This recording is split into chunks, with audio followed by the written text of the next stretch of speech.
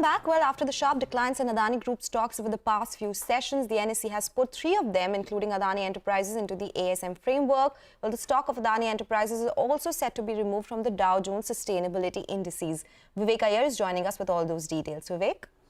Well, good morning. Absolutely right. So 3 stocks of Adani Enterprises, Adani Ports, as well as Ambuja Cements. Remember, all 3 of these stocks are available to trade in the futures and options segment as well.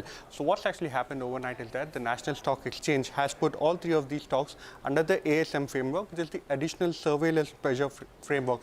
What does it mean? Stocks will now be subject to more stringent rules, one of them being that intraday trading will require 100% margin upfront. Why is this particular list important? Because stocks in this particular list are monitored regularly due to factors such as price fluctuation, volatility, as well as significant variance as far as volumes is concerned. Also important to note that both Ambuja Cements and Adani Ports are in the F&O band, meaning no new fresh derivative positions can be taken over there as well.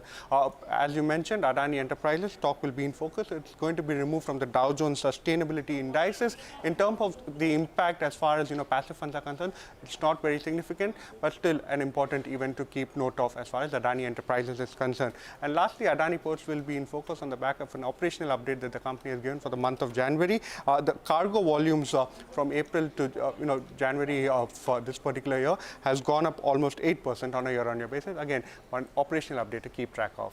Oh, yes, we will. Vivek, thank you so much for joining us with all those updates. With that, let's move on to an exclusive. The chief economic advisor says the Adani crisis does not pose a systemic worry, says the issue does not have the potential to derail the financial system. Listen in as he speaks to Shireen Bhan on this matter.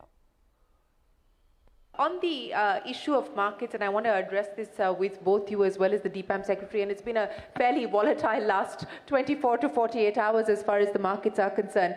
I want to link this back to your point that you made about the indigestion having been worked out of the system.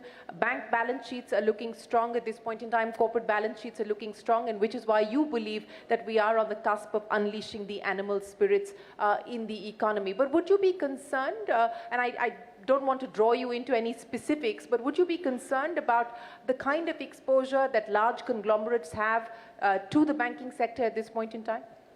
Based on the information we have, it doesn't look like at this point it has got the potential to derail the beginning of a new financial cycle.